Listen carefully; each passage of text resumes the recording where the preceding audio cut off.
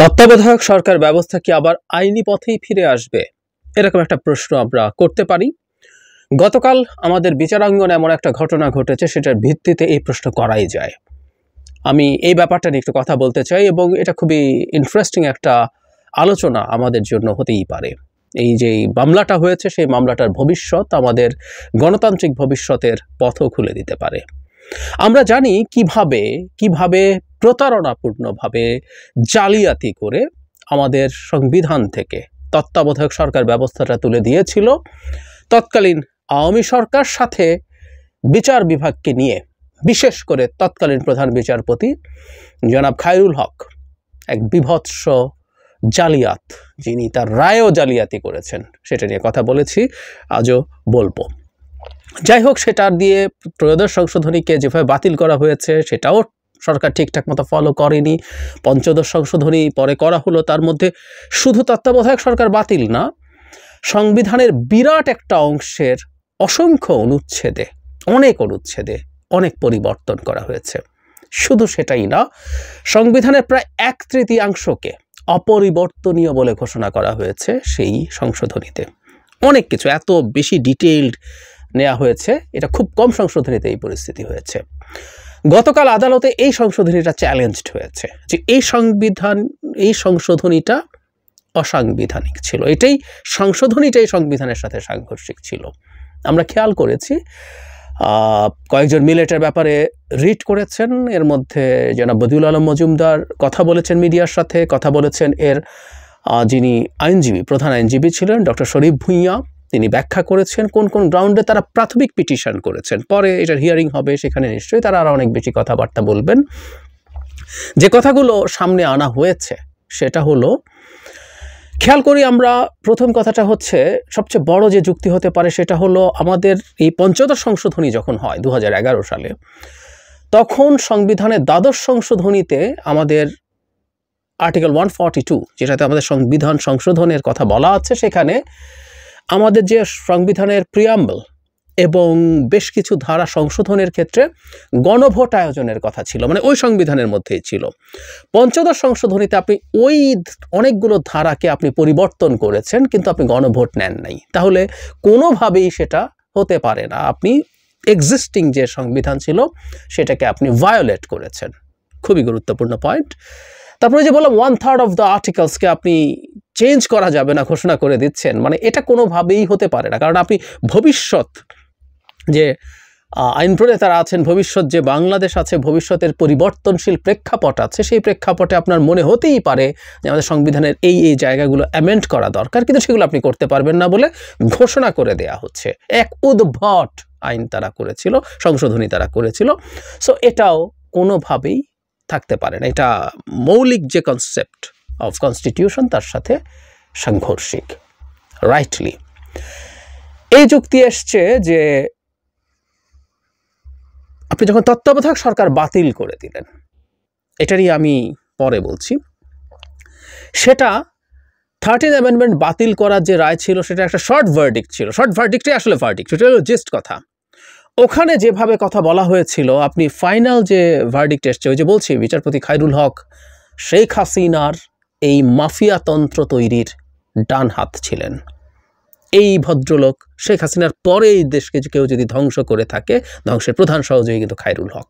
আমরা অনেককে দেখি হয়তো, কিন্তু খায়রুল হককে আমরা মিস করি। সো দ্যাট এই কারণেই আমি এই শত্রুকে চিনিয়ে দেওয়ার জন্য একটা ভিডিও করেছিলাম। যাই হোক, মেইন যে ভার্ডিক্ট, তার আগেই সংবিধান সংশোধন করে ফেলা হয়, এবং যেভাবে করা হয় সেটা কিন্তু ওই যে শর্ট ভার্ডিক্ট যেটা ছিল সেটার সাথে কন্ট্রাডিক্ট করে, নিশ্চয়ই করে। সুতরাং সেটা ফলো না করে এটা করা হয়েছে, এটাও একটা ব্যত্যয়।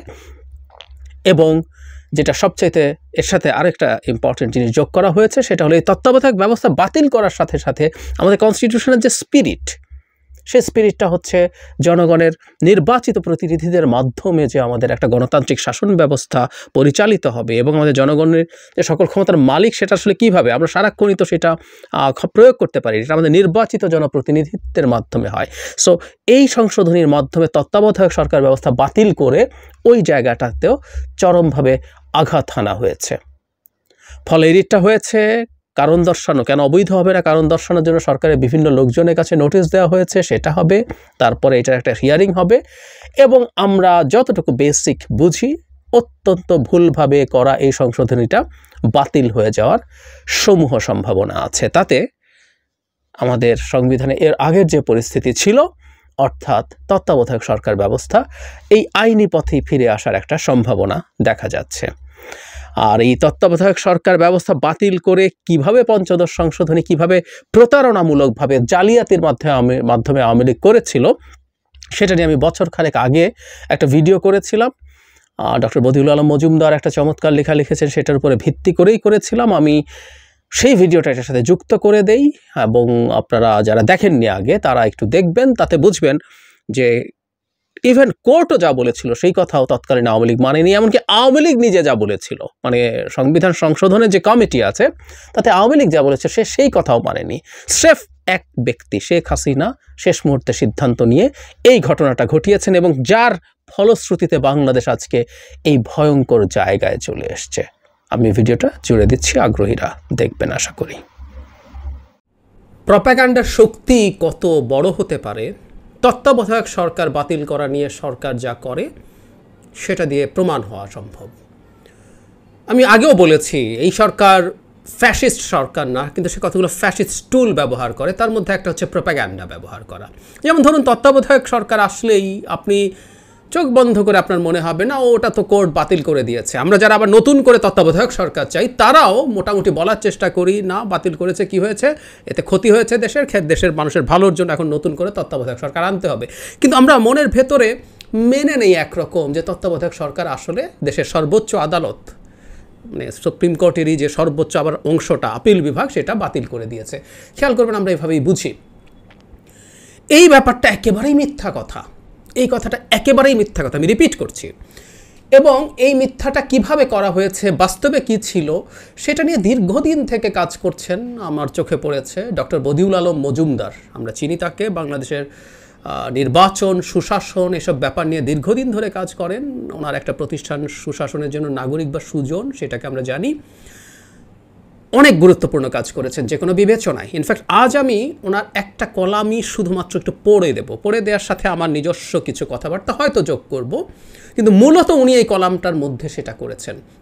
উনি রিসেন্টলি এই যে তত্ত্বাবধায়ক সরকার নিয়ে দুটো গুরুত্বপূর্ণ কাজ করেছেন। একটা হচ্ছে আজকে যেটা করতে যাচ্ছি আসলে রায়টা কী ছিল, এবং আরেকটা হচ্ছে যে পঞ্চদশ সংশোধনীর মাধ্যমে তত্ত্বাবধায়ক সরকার বাতিল করে ফেলা হয় সংবিধান থেকে, সেইটাও অসাংবিধানিক ছিল। সেটা নিয়ে তার খুব গুরুত্বপূর্ণ কাজ আছে, আমি সেটা নিয়ে আরেকটা আলাদা ভিডিও করব। আজকে ওই ব্যাপারটা যে প্রপাগান্ডা কি করেছে, কলামটা আজই প্রকাশিত হয়েছে। আমি অলমোস্ট পুরোটাই পড়ব, তারপর আপনারা যদি চান আবার পড়ে নেবেন। প্রথম আলোতে প্রকাশিত হেডলাইন হচ্ছে তত্ত্বাবধায়ক সরকার সম্পর্কিত রায় নিয়ে বিভ্রান্তি। শুরুর অংশে প্রথম আলোতে জনাব সোহরাব হাসান, কলামিস্ট, আমরা অনেকেই চিনি, সৌরভ ভাই একটা কলাম লিখেছেন যার মধ্যে তিনি লিখছেন সংক্ষিপ্ত আদেশ। আমাদের একটু জানিয়ে রাখি, প্রথমে একটা সংক্ষিপ্ত আদেশ হয়েছিল, পরে সেটা দীর্ঘদিন পরে এটার একটা ডিটেলড রায় বিচারপতি খায়রুল হক রিটায়ারমেন্টের পরে লিখেছেন, সেটা নিয়ে আসবো একটু পরে। সো সংক্ষিপ্ত রায়টাতে জনাব সোহরাব হাসান লিখছেন, আমি পড়ি কোট আনকোট, আদালত সংক্ষিপ্ত আদেশে বলেছিলেন সংসদ চাইলে দুটি নির্বাচন এ ব্যবস্থায় তত্ত্বাবধায়ক সরকারের অধীনে হতে পারে। মানে সংক্ষিপ্ত রায় বলছে সংসদ চাইলে দুটি পরবর্তী নির্বাচন হতে পারে, এটা সোহরাব হাসান লিখছেন। একই তারিখের যুগান্তর পত্রিকা ডক্টর MAS মোল্লা একই দাবি করেন। উনি বলছেন সংসদ চাইলে আরও 2 টার্ম এরূপ সরকারের অধীনে হতে পারে বলে সংক্ষিপ্ত রায় দেন আপিল বিভাগ। মানে প্রোপাগান্ডার কথা বলছি, প্রোপাগান্ডা। আচ্ছা, সরকারের পক্ষ থেকে একই কথা বলা হয়, তত্ত্বাবধায়ক সরকার পদ্ধতি আদালত থেকে বাতিল করা হয়েছে, ব্লা ব্লা ব্লা, তাই আমরা তো বিরাট আইনের শাসন মানি, আমরা বিরাট আপিল বিভাগ মানি, আমরা মানে কোর্ট যা বলে তার বাইরে যাই না, সুতরাং আমরা সব করে ফেলেছি। যদিও ষোড়শ সংশোধনী বাতিলের পর কিছুই হয় নাই, আমি ওই জায়গায় সামান্য একটু টাচ করব পরে। যাই হোক, তারা বলছেন ব্যাপারটা এই রকম যে আদালতকে অস্বীকার করা কোনোভাবেই সম্ভব না, আইনের শাসন মানলে আদালতের রায় মেনে চলতে হবে। রায়ের পর্যবেক্ষণ অংশ বলা হয়েছে সংসদ মনে করলে দুটি নির্বাচন হতে পারে। সরকার যেটা দাবি করছে একটু খেয়াল করি, রায়ের পর্যবেক্ষণ অংশে এটা এসছে।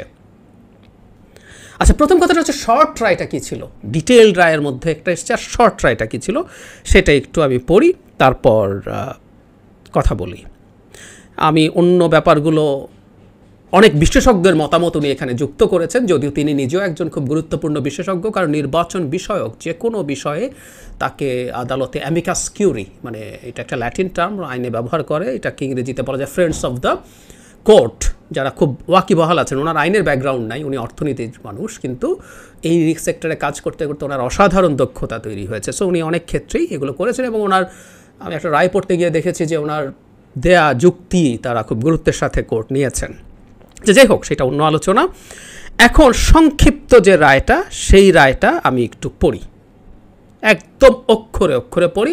মানে আদালতের রায় আসলে বোঝা আদৌ কঠিন কিছু না, আমি বারবার বলছি, একটু লেখাপড়া জানলে, একটু ভাষা জানলে এটা বোঝা যায়। খুব একটা জায়গায় যে সমস্যা হবে না তা না, কিন্তু নাগরিকদের, একটা সচেতন নাগরিকের আইন এবং এসব বোঝা দরকার আছে। আমি সবসময় বলি কথাটা, পড়ি। সংবিধানের ত্রয়োদশ সংশোধনী প্রসপেক্টিভলি, ব্র্যাকেটে লিখছেন, বা ভবিষ্যতের জন্য বাতিল ও অসাংবিধানিক ঘোষণা করা হলো। ত্রয়োদশ সংশোধনীতে তত্ত্বাবধায়ক সরকার আনা হয়েছিল, তাহলে এটা বাতিল, ভবিষ্যতের জন্য এটা আনা যাবে না, ভবিষ্যতের জন্য বাতিল, এরকম একটা কথা বলা হয়েছে। যা সাধারণত আইনসিদ্ধ নয়, প্রয়োজন তাকে আইনসিদ্ধ করে। জনগণের নিরাপত্তাই সর্বোচ্চ আইন এবং রাষ্ট্রের নিরাপত্তাই সর্বোচ্চ আইন, এ সকল সনাতন তত্ত্বের ভিত্তিতে, মন দিয়ে খেয়াল করুন, দশম ও একাদশ সংসদ নির্বাচন পূর্বে উল্লিখিত ত্রয়োদশ সংশোধনীর অধীনে অনুষ্ঠিত হতে পারে। তার মানে আপনি বলছেন এটা সংবিধানের সাথে, মানে এটা অবৈধ, এটা গণতান্ত্রিকভাবে এটা বেআইনি। যুক্তিটা এরকম যে আপনি একটা গণতন্ত্রের মধ্যে অনির্বাচিত কেউ ক্ষমতায় থাকতে পারে না। এই আলোচনা আমরা এখন বিস্তারিত ঢুকছি না, কিন্তু তারা বলছেন যেটা ট্রেডিশনালি, আইনের একটা খুব বেসিক কথা আছে, জনগণের কল্যাণ এবং রাষ্ট্রের কল্যাণই সর্বোচ্চ আইন, সেটার ভিত্তিতে বলছে দশম ও একাদশ, তার মানে আমাদের 13 সাল, মানে 14 সালে যে নির্বাচন হয়েছে, আর 18, এই দুটো নির্বাচন তত্ত্বাবধায়ক, মানে ত্রয়োদশ সংশোধনীর অধীনে অনুষ্ঠিত হতে পারে। কথা শেষ। সংসদ চাইলে টাইলে না, সংসদের কোনো কন্ডিশন নাই, জাস্ট এই দুটা নির্বাচন ওই তত্ত্বের ভিত্তিতে ত্রয়োদশ সংসদের, মানে তত্ত্বাবধায়কের অধীনেই হতে পারে বলে স্ট্রেট বলে দিয়েছেন। তারপর বলছেন, তবে সংসদ ইচ্ছা করলে এরই মধ্যে নির্দলীয় তত্ত্বাবধায়ক সরকারের প্রধান হিসেবে সাবেক প্রধান বিচারপতি বা আপিল বিভাগের বিচারকদের বাদ দিয়ে প্রয়োজনীয় সংশোধনী আনতে পারে। যুক্ত করছেন, কারণ বিচার বিভাগকে ইনভলভ করা এক ধরনের বিচার বিভাগের সমালোচনা তৈরি করছিল, সে কারণে তারা এটা এর মধ্যেও যোগ করেছেন। এটা যদি আমরা শুনি, আমাদের কারো কাছে কি মনে হচ্ছে সংসদ চাইলে দুবার হতে পারে? এখানে বলা হয়েছে, খেয়াল করি, মিস্টার সোহরাব হাসান, আরেকজন কি ডক্টর মোল্লা, আমি লেখাটা পড়িনি, আমি স্যারের এখান থেকে এইটুকুই পড়লাম, ক্লিয়ারলি তারাও একই কথা বলছেন। হয় তারা জেনে শুনে এই প্রোপাগান্ডার পার্ট হয়েছেন, অথবা সরকারের যে প্রোপাগান্ডা, সেই প্রোপাগান্ডাটা তাদের মধ্যে এমনভাবে ঢুকেছে, এনারা খুব সাধারণ মানুষ নন, এরা ইন্টেলেকচুয়ালস, তাদের সেই ইন্টেলেকচুয়াল এবিলিটিকেও প্রভাবিত করে তাদের মাথায় ঢুকিয়ে দিয়েছে যে দুটি নির্বাচন সংসদ চাইলে হতে পারে। এটা সংক্ষিপ্ত রায় বলা হয়েছে। সংক্ষিপ্ত রায়টা আমি আপনাদের সামনে পড়ে শোনালাম, আমি শুরুর অংশটা আবারও পড়ছি, মাথায় ঢুকিয়ে ফেলি আমরা। যে অংশ এটা বলা হয়েছে, যা সাধারণত আইনসিদ্ধ নয়, প্রয়োজন তাকে আইনসিদ্ধ করে। জনগণের নিরাপত্তাই সর্বোচ্চ আইন এবং রাষ্ট্রের নিরাপত্তাই সর্বোচ্চ আইন, এ সকল সনাতন তত্ত্বের ভিত্তিতে দশম ও একাদশ সংসদ নির্বাচন পূর্বে উল্লেখিত ত্রয়োদশ সংশোধনীর অধীনে অনুষ্ঠিত হতে পারে। আমি এইটুকু আবার বললাম, তার মানে এর সাথে সংসদ চাইলে বলছেন যে বিচার বা আপিল বিভাগ, বিচার বিভাগকে সরিয়ে রাখাতে, কারণ ওনাকে যদি সরিয়ে রাখতে হয়, কারণ ত্রয়োদশ সংশোধনীতে বিচারকরাই প্রধান ছিল, লাস্ট যিনি রিটায়ার করেছেন সেই প্রধান বিচারপতি, ফলে এটা যদি আপনি পাল্টাতে চান সেক্ষেত্রে তো সংবিধান সংশোধন করতে হবে, সেটার কথা বলেছে যে তারা এটার জন্য সেটা করতে পারেন, সেটা সংসদ চাইলে। কোনোভাবেই এটা নয়। কয়েকজন বিশেষজ্ঞের কথা এখানে আছে, এটা মানে যা যা বলা হয়েছে, এবং এটা যে জেনুইনলি এটা রাখা হয়েছে তার প্রমাণ অনেকের কথায় আছে। আমি একটু পড়ি। ব্যারিস্টার আদিবা খান, এই যে জিনিসটা যে চেঞ্জ করা হলো, সেটাতে উনি বলছেন, ইন্টারন্যাশনাল রিভিউ অব ল জার্নালে প্রকাশিত গবেষণাপত্রে বলছে, বিরোধী দল নাগরিক সমাজের ভোটারদের বিরোধিতা সত্ত্বেও আওয়ামী লীগ সংসদে তার ব্যাপক সংখ্যাগরিষ্ঠতা কাজে লাগিয়ে পরবর্তী দুই জাতীয় নির্বাচনের সময়ে নির্দলীয় তত্ত্বাবধায়ক সরকার বহাল থাকার আদালতের নির্দেশ অমান্য করেছে।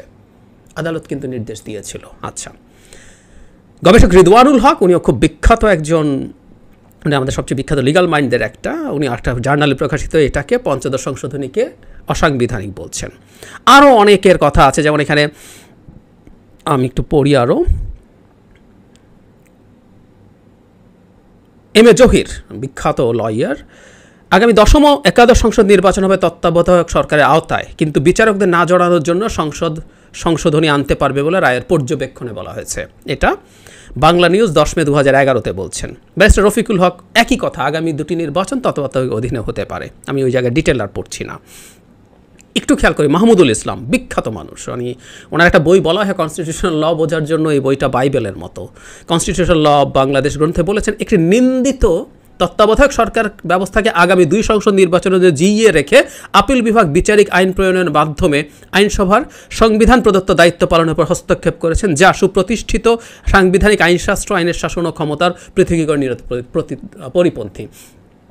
একটু সহজ করে বুঝিয়ে বলি, উনি যেটা বলছেন সেটা হলো, তার মানে 2বার আরও তত্ত্বাবধায়ক সরকারের অধীনে নির্বাচন হতে পারে। উনি মনে করছেন এই জাজমেন্টটা দেয়া ঠিক হয় না, এটা উনি মনে করছেন, কারণ এটার মাধ্যমে উনি সংসদের যে একচ্ছত্র ক্ষমতা ছিল সেই ক্ষমতাটাকে উনি বার দিচ্ছেন, তাই না? আসলে মনে হয় তো যে উনি বলছেন দুটো হবে, কিন্তু উনি বলছেন এই ক্ষমতাটা সম্পূর্ণ সংসদের থাকার কথা ছিল, এবং ক্ষমতার যে পৃথকীকরণ, আমরা জানি যে একটা শাসন বিভাগ থাকবে, একটা আইন বিভাগ থাকবে, একটা বিচার বিভাগ থাকবে। বিচার বিভাগ শাসন বিভাগের বা বিচার বিভাগ কখনো আইন বিভাগের দায়িত্ব ঠিক করে দিতে পারে না। মোদ্দা কথা হচ্ছে, মাহমুদুল ইসলামও খুব ক্লিয়ারলি বলছেন এই 2বার তত্ত্বাবধায়ক সরকার রেখে দিয়েছে কোর্ট। এত কিছু আমরা যদি যোগ করি তাহলে খুব ক্লিয়ারলি বুঝে যাব হয় নাই, এমনকি পরবর্তীতে সে আরেক আলোচনা, পরবর্তীতে তড়িঘড়ি করে শর্ট রায়ের পরই আপনি পঞ্চদশ সংশোধনী করে ফেলেন, এবং সেটাও অসাংবিধানিক। যে বলছি, ডক্টর মজুমদার অসাধারণ কয়েকটা লেখা লিখেছেন, সেগুলোর ভিত্তিতেই আমি জাস্ট ওনার লেখাগুলোর ভিত্তিতেই দেখাবো পঞ্চদশ সংশোধনীটাও আসলে অবৈধ। এই দেশে একটা লিস্ট, ন্যূনতম একটা স্বাধীন যদি বিচার বিভাগ থাকতো, রিট করলে পঞ্চদশ সংশোধনী টেকার কোনো কারণ ছিল না। কারণ কনস্টিটিউশনের কাস্টাডিয়ান হচ্ছে আদালত। আমাদের মনে থাকার কথা, ষোড়শ সংশোধনী যেটা দিয়ে বিচারকদের অভিশংসনের বিরাট একটা ক্ষমতা সংসদের হাতে নিয়ে আসা হয়েছিল, সেটাকে কিন্তু বাতিল করে দিয়েছিলেন। একই সময় এরশাদের 8ম সংশোধনী বাতিল করা হয়েছিল। সুতরাং এই ক্ষমতা আছে। ঠিক একইভাবে পঞ্চদশ সংশোধনী যেটা হয়েছে, এটা আমাদের সংবিধান সম্মতভাবে হয়নি, এটা অসাংবিধানিক হয়েছে। আমি খুব দ্রুতই এটা নিয়ে কথা বলবো, কিন্তু এটুকু বলে আজকে শেষ করি। আদালত সংক্ষিপ্ত রায়ে কখনোই সংসদ চাইলে এটা বলেনি, তারা বলেছে দুটো নির্বাচন এটার অধীনে হতেই পারে। সুতরাং ওই ডক্ট্রিন অফ নেসেসিটি, যে প্রয়োজন সবচেয়ে বড় আইন, নিরাপত্তা সবচেয়ে বড় আইন, আসলে তাই। এমনকি এই কারণে আমরা বলবো দুটো না, এরপরও যদি প্রয়োজন হয় ডক্ট্রিন অফ নেসেসিটিতে আমরা সেটা চাইতে পারি, মানে সর্বোচ্চ আইন থাকার পরও। প্রোপাগ্যান্ডার শক্তি আমরা দেখছি, আমরা আশা করি আমরা একটা পাল্টা প্রোপাগ্যান্ডা অন্তত মানুষের মধ্যে চালাই, যাতে ওই কথা, প্রথম কথাটা হচ্ছে এরকম কথা না বললেও আমরা তত্ত্বাবধায়ক সরকার চাইতাম, এই দেশ ধ্বংস হয়ে যাচ্ছে। সুতরাং কোর্ট যদি বলতো না আর একবারও থাকবে না, তারপর আমরা চাইতাম, এবং এখানে আমাদের যুক্তি হচ্ছে জনগণের নিরাপত্তা, রাষ্ট্রের নিরাপত্তাই সর্বোচ্চ আইন, সেটার ভিত্তিতে চাইতাম। এই স্টেট ভেঙে পড়ছে, আমি তত্ত্বাবধায়ক চাইবো না, চাইবো, কিন্তু যে আদালতের ঘাড়ে বন্দুক রেখে সরকার কাজটা করতে বসে আমরা বলি না, সেটাও মিথ্যা কথা, ডাহা মিথ্যা কথা। এবং এই মিথ্যা এমনভাবে প্রচারিত হয়েছে যে আমাদের সোসাইটির ইন্টেলেকচুয়ালরা হয় জেনে শুনে বলছেন, অথবা তারা ওই প্রোপাগ্যান্ডায় আক্রান্ত হয়ে মিসপারসেপশন, ভুল ধারণা, ভুল বোঝাবুঝির মধ্যে রয়ে গেছেন।